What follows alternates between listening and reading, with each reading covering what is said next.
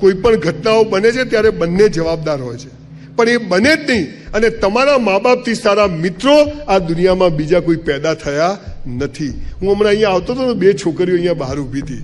તે એક છોકરી બીજી છોકરીને શું કહે ખબર? અલી એક વાત કહું કે કહેને, કોઈને કહેતી નહીં. અલા તારા પેટમાં નહીં રહેતી, એના પેટમાં ક્યાંથી રહેશે? પણ તમારા મા બાપ એ લોકો છે કે તમે ક્યાંક ફસાયા હો, ક્યાંક અટવાયા હોય, ભલે મા બાપ તમને મારશે, ઝૂડશે, ઘરમાંથી કાઢી મૂકશે, પણ આ દુનિયામાં એકમાત્ર મા બાપ હોય છે જે ચાહે છે ને બીજો શિક્ષક કે મારો દીકરો દીકરી મારાથી આગળ જાય, માટે એમનાથી કશું છુપાવશો નહીં. તમારા મા બાપ તમારા સૌથી સારા મિત્રો છે. ખૂબ કસરત કરો, તમારી જાતને મજબૂત બનાવો. ચોથી વાત, તમારી ઉંમર છે, कुछ कुछ होता है ना, થાય ના થાય તો લોચાવાળો કેસ કહેવાય, થવું જોઈએ. પણ એ કેમ થાય છે એ આપણને ખબર નથી. હું તમને મહત્વની વાત દીકરા દીકરીઓ આજે જે કહેવાય, જેના કારણે તમને નવાઈ લાગશે, છેલ્લા 3 વર્ષમાં મેં 2500 લોકોને સુસાઇડ કરતા બચાવ્યા છે, આત્મહત્યા કરતા બચાવ્યા. અને એ વાત હું તમને કહેવાય. પરીક્ષાની તૈયારીઓ તેનો બધા શીખવાડશે, તમને ઘણું કહેશે, પણ હું તમને જે મહત્વની વાત છે જેના કારણે તમારું જીવન સ્પોઇલ થાય છે, 90% વાળા છોકરા છોકરીઓને મેં બરબાદ થતા જોયા છે. અને એનું એકમાત્ર કારણ આ પ્રેમ શબ્દ છે. 10મા ધોરણમાં 12મા ધોરણમાં છોકરા છોકરીઓને મિત્રતા થાય છે, મિત્રતામાંથી પ્રેમ થાય છે, પ્રેમમાંથી બરફ ગોળો ખાવા જાય, પછી ત્યાંથી હોટલમાં નાસ્તો કરવા જાય, અને એમ કરતાં કરતાં એ છોકરા છોકરીઓ એવા લેવલે પહોંચી જાય છે કે ત્યાં કેરિયર બેરિયર તો તેલ લેવા જાય, અને દિલ હે કે માનતા નહીં. કહો ના પ્યાર હૈ. અને મેં એવા છોકરા છોકરીઓ જોયા છે, હું આખી બુક લખી રહ્યો છું કે આ ઉંમરે તમે તમારી જાતને જો ન સાચવીને તો સિંગ ચણા. And once you lost your character, you lost your career, and once you lost your career, you lost everything. પણ તમને ખબર શું નથી એ કહેવાય. એટલે તમને લાઇટ બતાવવા આવ્યો, શિખામણ આપવા નથી આવ્યો. આ દુનિયામાં સૌથી વધુ શિખામણ આપવા છે કોઈ લેતું જ નથી. હું તમને કહેવા છું જે ચોથી ને મહત્વની વાત, દીકરા દીકરીઓ, તમારો જીવન સાથી ઈશ્વરે નક્કી કરીને રાખ્યો છે, કૌંસમાં ફાંફા મારવા નહીં. તમને મા બાપ નક્કી કરવાનો અધિકાર છે, તમને ભાઈ બહેન નક્કી કરવાનો અધિકાર છે, તો તમને જીવન સાથી પણ નક્કી કરવાનો અધિકાર ઈશ્વરે નથી આપ્યો. કેરિયર બનાવો, બોડી બનાવો, મા બાપની સેવા કરો, સારા સંસ્કારો સાથે જીવો. સંસ્કાર હશે તો બધું જખ મારીને આવશે, સંસ્કાર નહીં હોય તો હશે પણ બધું જતું રહેશે. આ મહત્વની વાત છે. હવે તમારો જીવન સાથી જો નક્કી છે તો આપણે સમય બગાડવાની જરૂર ખરી? ક્યાં છો? ઠોકાઈ જશે, ઘેર જતો છાનો મને. હમણાં મારા એક મિત્ર છે પટેલ, બહુ પૈસાદાર છે, તો એમની દીકરીને ફોન ના લાવી આપે. મેં તો સાહેબ ફોન લાવી આપો દીકરી. મને કે નાના છોકરા બગડી જાય. મેં તો લાવી આપો. તો એમણે, હું હમણાં સુરત ગયો એટલે મને કે સંજયભાઈ દીકરીને ફોન લાવી આપ્યો 1 લાખનો. મેં તો કેમ? મને કે એનું ધ્યાન રહે ને. મેં તો હવે આખું ગામ એનું ધ્યાન રાખશે. દરેક વસ્તુના જેટલા ફાયદા છે એટલા નુકસાન છે. મોબાઈલ ના હોત તો કદાચ તમે મને ઓળખતા પણ ના હોત.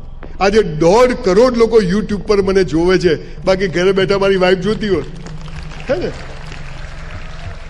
હું આ મારી વાઈફને સાથે લઈને આવ્યો છું. મેં તું જો લોકો કેટલું સાંભળે છે, તું બી સાંભળ થોડું કાઉન્સમાં.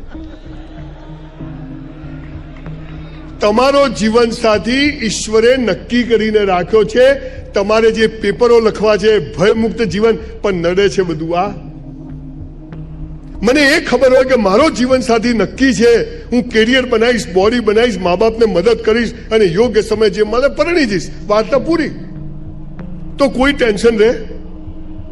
ઓનલાઈન હતો, ફોન કેમ ના કર્યો, જખ મારવા ના કર્યો, બોલ. ખબર જ નથી. દીકરા દીકરીઓ, જે શિખામણો મેં મારી દીકરીને આપી છે, મારી મોટી દીકરીના લગ્ન થઈ ગયા, એના ત્યાં પણ દીકરી છે, હું નાના છું. મારી નાની દીકરી અત્યારે ગ્રેજ્યુએશન પૂરું કરીને EDI એન્ટરપ્રેન્યોરશિપ ડેવલપમેન્ટ ઇન્સ્ટિટ્યૂટમાં ભણે છે. એને જે કહું છું એ દીકરા દીકરીઓ તમને કહું છું. 100 કરોડની વાત આજે મફતમાં તમને કહું છું. ટપ્પી પડી ગઈ તો ઠીક છે, નહીં તો ગધેડા તો ચારવાના જ છે દોસ્ત. મજાક મસ્તી ખબર નથી ક્યારેક દિવસ પેપરમાં ફોટો શું ગયો એ, પણ આપણે નહોતા તો બી આ પૃથ્વી મસ્ત હતી, આપણે નહીં હોઈએ તોય આ પૃથ્વી મસ્ત હશે. પણ આવતા જીવતા આપણા ઘરમાં, આપણા પરિવારમાં, સમાજમાં આપણે કેવું જીવીએ છીએ એને મરી જઈએ ને ત્યારે તો લોકો વન્સ મોર કહેવા જોઈએ. આવું જીવન આપણે જીવીને જવાનું છે. આપણે મરીએ ત્યારે લોકો વન્સ મોર કહેવા જોઈએ. તમારો જીવન સાથી નક્કી છે, આ તમને ખબર છે, આ ગીતામાં લખ્યું છે, કુરાનમાં, બાઇબલમાં. તો આપણે આ બધામાં પડવાનું થતું. હા, છોકરા છોકરીઓ બોલો, ફિલ્મો જોવા જાઓ, મજા કરો, પ્રવાસ જાઓ, કોઈ પાપ નથી, કરવું જોઈએ.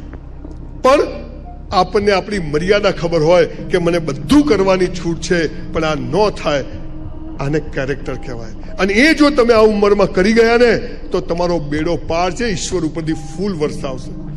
પણ મેરેજ પહેલા જો તમે તમારી મર્યાદાઓ ક્રોસ કરી, આ એવું છે પહેલે ઇસ્તેમાલ કરો ફિર વિશ્વાસ કરો, એવું નથી. પહેલા પ્રેમ કરવાનું ફાવે ઠીક છે, નહીં તો કીધા જય શ્રી કૃષ્ણ.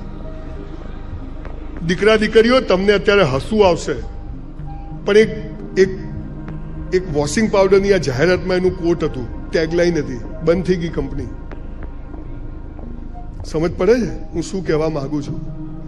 આપણું ચારિત્ર, આપણી નજર, આપણે 10 છોકરાઓ વચ્ચે એક છોકરી બેઠી હોય કે 10 છોકરીઓ વચ્ચે એક છોકરો બેઠા હોય, પણ આપણા મનમાં વિકાર પેદા ના થાય.